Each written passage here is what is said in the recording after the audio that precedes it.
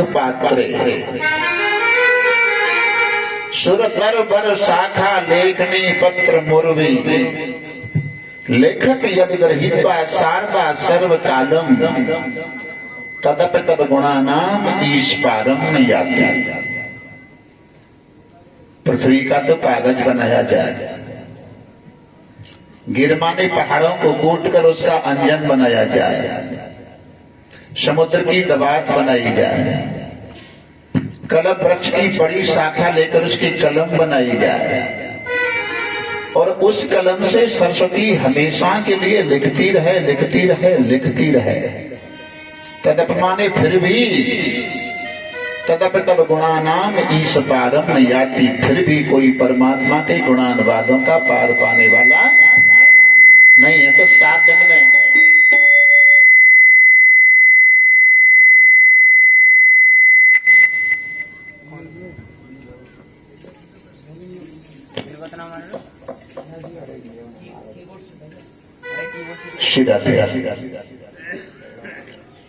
प्रयोग विषयक श्रद्धा, प्रयोग करने लायक साधु शब्द हैं सप्त दीपा बसमती, 7 दीपों वाली पृथ्वी शब्दों से भरी हुई है। त्रयोलोका, 3 लोक शब्दों से भरे हुए हैं। चत्वारो वेदा, 4 वेद शब्दों से भरे हुए हैं। सांगा सरहस्या, वेद के 6 अंग हैं। वेद के 6 अंग, 4 वेद, 7 दीपों वाली पृथ्वी।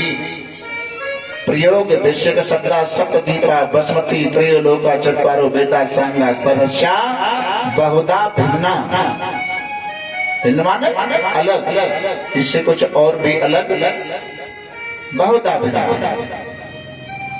प्रयोग विषयक शब्दा सप्त दीपा बसमती चत्वारो वेदा सांगा सरहस्या बहुधा, इससे कुछ आगे और भी है। इसलिए ब्रह्मा जी ने कहा न इति न इति नेति नेति नेति, आगे कुछ और भी है। तो ये क्षुद्र बुद्धि 7 दिन में कथा को कभी पूरी नहीं कर सकती। कथा को तो विराम दिया जाता है, कथा कभी विसर्जन होती नहीं है।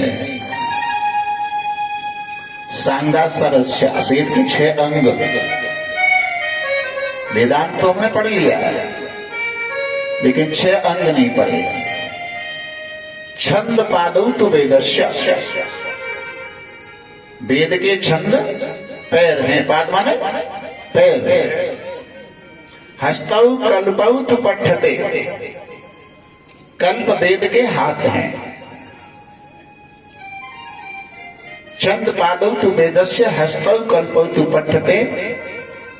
ज्योतिषाम मैनम चक्षु, ज्योतिष वेद के नेत्र हैं। निरुक्तम श्रोत्र मुच्यते, कान निरुक्त है वो कान है। ज्योतिषाम मैनम चक्षु और व्याकरण मुखम स्मृतम, व्याकरण वेद का मुख है। सांगा सरहस्या, ये 6 अंग पढ़ने के बाद हम वेदांत के अधिकारी होते हैं। तो इतने कोई पूर्ण कभी हुआ है? केवल परमात्मा ही पूर्ण है। ओम पूर्णमदः पूर्णमिदं पूर्णात् पूर्णमुदच्यते पूर्णस्य पूर्णमादाय पूर्णमेवा अवशिष्यते। केवल परमात्मा पूर्ण है और दूसरा कोई पूर्ण नहीं है, पूर्ण हुआ नहीं। आओ अपनी कथा के प्रसंग पर। ब्रज में लीलाएं करते करते ठाकुर की अवस्था 11 वर्ष की हो जाती है। 11 वर्ष की उम्र जब हुई तो शरद पूर्णिमा की रात्रि के अवसर पर कन्हैया अपनी बंसी बजाते हैं। निशम्य गीतम नतनंग बरधनम ब्रज स्त्रिय कृष्ण गृहीत मानसा आजुग्मरण्योन्यमलक्षितोद्यमा शयत्र कांतौ जबलोल कुंडल। भगवान ने बांसुरी बजाई और ब्रज की गोपियों को लगा मानो कन्हैया बंसी में हमारा नाम ले लेकर के पुकार रहे हैं। बंसी कब बजाते हैं? जब किसी लिए बजाते हैं? बोले ब्रजवासियों को आनंद देने के लिए। कहीं आप रिश्तेदारी वगैरह में जाओ, आपसे कोई राजी खुशी पूछे, बोले कैसे आनंद है? बोले अब कछु मत पूछो, अब तो चैन की बंसी बाज रही है, चैन की बंसी बाज रही है। यहां परीक्षित ने प्रश्न किया, क्या सुखदेव जी महाराज से, ये गोपियों का धर्म कहां का है? कृष्ण विदु परम कांतम, कांत माने प्रियतम। कृष्ण विदु परम कांतम लत ब्रह्मतया मुने गुण प्रवासो परम स्तासाम गुण ध्यान कथम मुने। महाराज इन गोपियों ने भगवान से पति का संबंध बनाया। गोपी कौन है?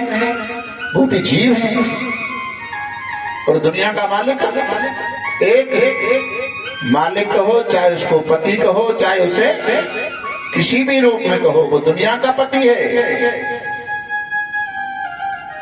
आज सभी गोपियां ये भाव बना करके हमें कृष्ण के पास पहुंचना है, कृष्ण के पास पहुंचना है, अपने घर के कार्यों को अधूरा छोड़कर दौड़ करके जा रही हैं कृष्ण के पास।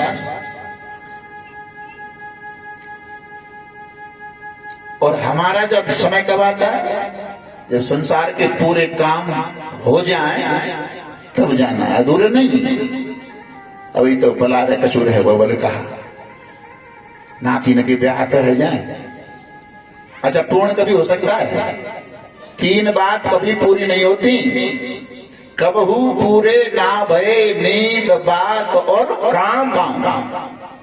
इन्हें अधूरे छोड़ के तुम भज ले हरि को नाम। नींद कभी पूरी नहीं हो सकती, बात कभी पूरी नहीं हो सकती और इच्छा कभी पूरी नहीं हो सकती। क्योंकि दैव इच्छा प्रवर्तते मनो इच्छा नास्ते। दैव माने ईश्वर की इच्छा प्रबल होती है। राम कीन चाहे सोए हो ही कर अन्यथा असनय कोई। केवल राम की इच्छा से। और हमारे जो वैष्णव महात्मा है ना, जो राम जी को मानने वाले हैं, वो तो हर चीज में राम जी की इच्छा लगाते हैं। राम जी की इच्छा से, राम जी की इच्छा से, और जो कुछ हो रहा है वो राम जी की इच्छा से ही हो रहा है। अपनी इच्छा तो कभी पूरी हो ही नहीं सकती है। अपने घर के कार्यों को अधूरा छोड़कर दौड़ दौड़ करके इधर उधर से असंख्य गोपियों की भीड़ कृष्ण के पास जमुना किनारे लगती है।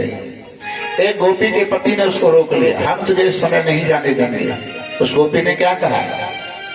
उसने ये कहा कि आप मेरे शरीर से प्रेम करते हो और मेरा कन्हैया मेरे मन से प्रेम करता है, तो मन से तो मैं उन गोपियों से पहले पहुंच जाऊंगी जो पैदल चल करके रास्ते में जा रहे हैं। इस मन की चाल मालूम है? सेकंड की चाल है, अरब 72 मील वैज्ञानिक जन अनुमाने।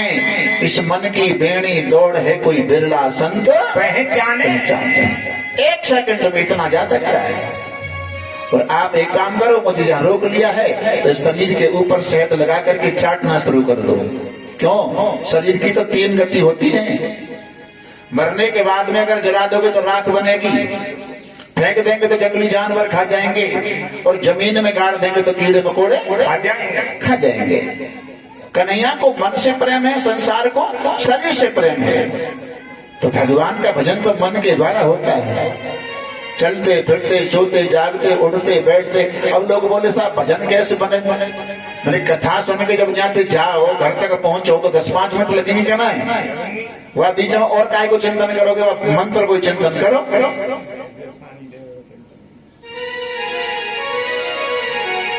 लेकिन यहां से इसको कहते हैं अल्प वैराग्य। एक तो यहां होता है और एक शमशान में होता है। शमशान में होता है। शमशान में कोई मुर्दा दे के जाते हैं तो हम कहते हैं राम नाम सत्य है, सत्य बोलो गत्य। अब कौन सुना रहे जाए? वह मुर्दे सुना रहे हैं, वो तो सुन नहीं रहा था। और तुमने ये धारणा बनाई कि राम नाम सत्य है।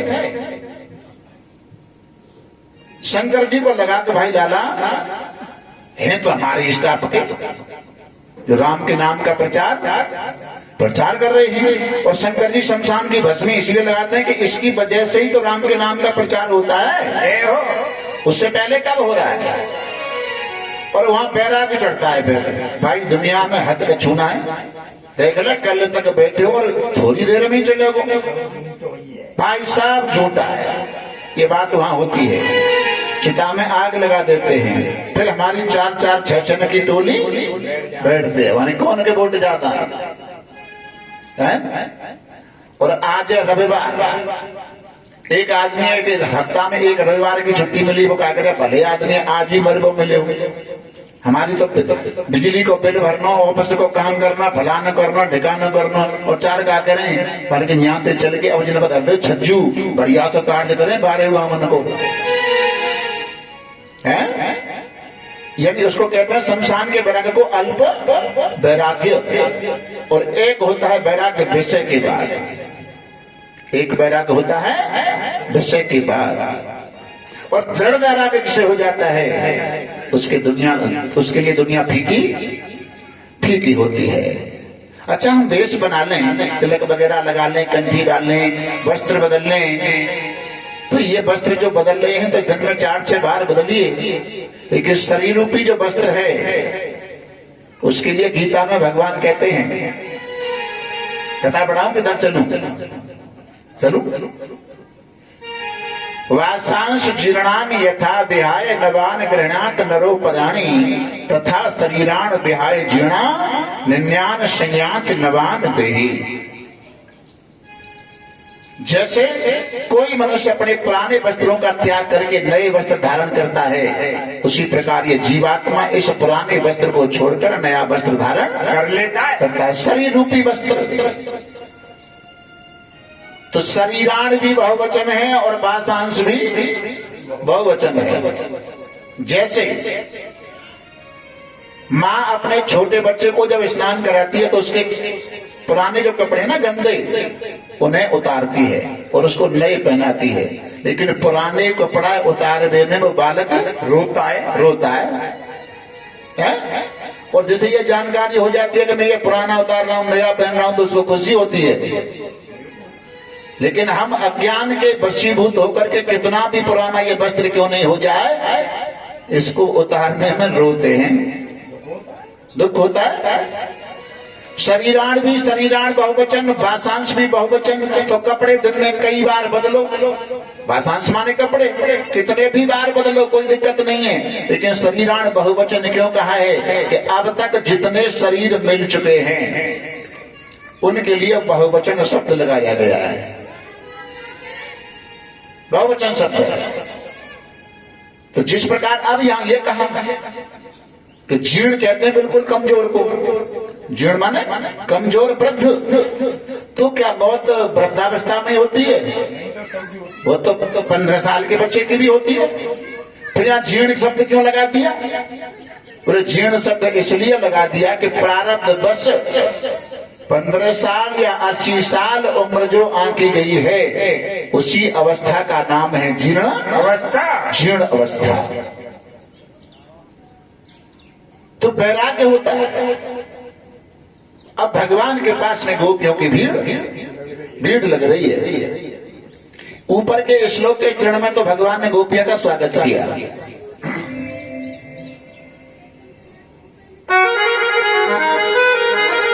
स्वागतम वो महाभागा प्रियम किम करवाणे ब्रजशानामयम कश्चित् ब्रूतागमन कारणम। ऊपर के श्लोक के चरण में स्वागत किया और नीचे के श्लोक के चरण में प्रश्न कर दिया, गोपियों आप मेरे पास आए इसलिए आपका वेलकम, स्वागत है, स्वागतम वो महाभागा। और प्रश्न यह है कि इस रात्रि में क्यों आई हो? आपके पति आपसे झगड़ा करेंगे। रजन्येशा घोर रूपा घोर सत्वन से बिता प्रत्यातम व्रजनेहम स्त्री भी समुद्यमा। इस घोर रात्रि में आप अपने अपने घरों को लौट जाओ। ये उलाहना दिया, प्रश्न किया तो गोपियां सहम गईं और अपने चरण के नाखूनों से पृथ्वी को कुरेदना शुरू कर दिया। ठाकुर की लीला बड़ी विचित्र है। बंसी बजाते हैं तो हमसे रहा नहीं जाता, और पास आ जाती है तो फिर प्रश्न करना शुरू कर देते हैं। अब गोपियों ने हिम्मत करके कहा कि नहीं अगर बुरा ना माने तो हमें के प्रश्न कर दें, बात पूछ लें। बोले पूछो। अब गोपी ने दृष्टांत के माध्यम से एक प्रश्न पूछा। कोई पतिव्रता गोपी है और ऐसी गोपी है पति रेव सर्वस्व पत्नी गुरु स्त्री नाम, उसका पति ही ईश्वर है, उसका पति ही उसका गुरु है, पति सेवा करती है और पति सेवा करती है। भगवान की कृपा जब हो रही है तो एक बार ऐसा हुआ उस पर गरीबी आना शुरू हो गया। क्यों? भगवान कहते हैं अहम यस्य अनुग्रहणामि शनै शनै तद्धनम हर्ष्ये, मैं जिसके ऊपर कृपा करता हूं तो धीरे धीरे पहले उसके धन का हरण करता हूं। ये सिद्धांतवादी लोगों के लिए समझ लेना है ये कि जब गरीबी आने लग जाए तो समझो ठाकुर की कृपा हो रही है। लेकिन हम तो विचलित हो जाते हैं, गरीबी आ गई भक्ति करना ही छोड़ दो। अरे गरीबी आई है वो भी जाएगी, आई है जिसको जाना पड़ेगा। अच्छा, और 1-2 महीने पीछे कथा हो यहाँ होती तो प्रसाद में कुछ लोग गर्मी के सीजन में कुछ खरबूज लाते हैं। अरे लाला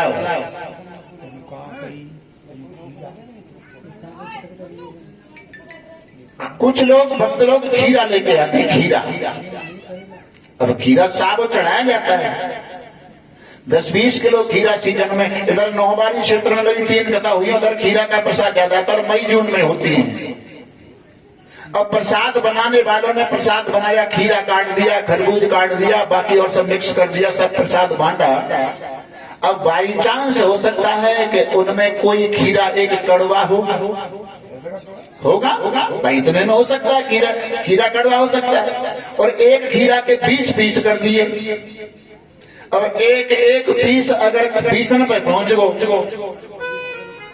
हमें तो भाई कड़वा खीरा मिलो तो जी प्रसाद लाएगा भाव 200 है, नहीं तो जान बनायो का प्रसाद भाव 200 है, नहीं तो जान बांटे का भाव 200 है, नहीं तो 500-400 में तो 20 रुपये चुमाया। कड़वा प्रसाद है दुख और मीठा प्रसाद है सुख। प्रसाद दुख को भी प्रसाद समझ लें और सुख को भी प्रसाद समझ लें। किसका दिया हुआ है ये प्रसाद? ठाकुर जी का। ठाकुर जी ने ये 20 पीस हमारे लिए 20 आदमियों के लिए ही तैयार किए हैं।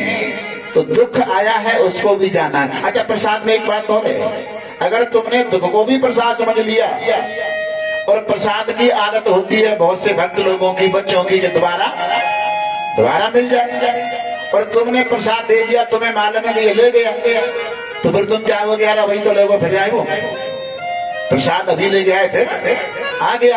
ऐसे दुख को भी प्रसाद समझ लिया तो बांटने वाला ये कहेगा कि अब ही तो मिलो, फिर दोबारा ले आएगा, तो दुख रूपी प्रसाद फिर दोबारा नहीं मिलेगा, क्योंकि तूने दुख को भी प्रसाद समझ लिया है। अब गरीबी आने लगी, चाहे कहूं घूम आओ, आ जाओ स्टेशन पे ही। उसके पति ने कहा, गोपी के पति ने कहा, अब तो कहीं हमें नौकरी करने के लिए जाना पड़ेगा। बोले आप नौकरी करने जाओगे तो फिर मैं किसकी सेवा करूंगी? भाई मैं तो यहाँ आपकी बिना सेवा किए भोजन भी नहीं करती, मैं किसकी सेवा करूंगी? बोले एक मेरा फोटो रख ले, तस्वीर। और ये कोई बड़ी बात ना, आजकल तो फोटो की शादी हो जाती है, वही मान्य कर लेते हैं। बालक आएगा तब आ जाएगा, फोटो के पक्को करवा लो, मेरा फोटो रख रहा है। जिस भाव से मेरी सेवा करती है वही भाव से फोटो की सेवा करना। ऐसा ही हुआ, वो पति चला गया, उसका गोपी का पति चला गया कहीं नौकरी करने, और 6 महीने लगातार उस गोपी ने अपने पति के फोटो की पूजा की। अब 6 महीने बाद उसका पति आया, गोपी का पति आया। उस समय वो गोपी घर के अंदर उस अपने पति के फोटो की पूजा कर रही है, और उसके असली पति ने आकर के दरवाजा खटखटाया, दरवाजा खोलो। आवाज पहचान ली, पति देव आ गए। अब गोपियों का प्रश्न भगवान से है। उस गोपी का उस गोपी का अब भाव क्या है, कर्तव्य क्या है उसका? क्या फोटो की पूजा ही करती रहे या अपने पति का दरवाजा खोलने जाए? भगवान कह रहे हैं ये कोई पूछने की बात है। अगर वहां को असली पति वास्तविक पति आएगो तो फोटो की पूजा छोड़ा और असली पति के लिए दरवाजा खोलने जा। गोपियों ने कहा यही तुम्हारे प्रश्न का उत्तर है। जब तुम बार बार कह रहे हो कि तुम्हारे पति झगड़ा करेंगे, पति झगड़ा करेंगे, और महाराज जब हमें दुनिया के पति वास्तविक पति मिल गए तो अब हमें फोटो की आवश्यकता नहीं है। तो कौन पंडित जी धोखो नहीं जाए, काहे को धोखो? हमारी पंडित भाई खूब सारा ला रही है, क्या समझ में बात आ रही है? तो सांझ में अगर होने लग रहा घर में तू तो फोटो है, हमें तो असली पति मिलेगा। लेकिन असली पति कब मिला? जब उसने लगातार 6 महीने अपने पति के फोटो की पूजा की। तो संसार के जितने पति हैं वो फोटो के समान हैं। असली जब मिलेगा जब पहले अपने संसारी पति की सेवा कर लोगे। जय हो श्रीमन नारायण भजमन नारायण श्रीमन नारायण नारायण नारायण श्रीमन नारायण भजमन नारायण श्रीमन नारायण नारायण नारायण नारायण पिता नारायण सद्गुरु नारायण नारायण पिता नारायण सद्गुरु नारायण नारायण नारायण नारायण भक्त नारायण संत नारायण भक्त नारायण सती नारायण नारायण नारायण संत नारायण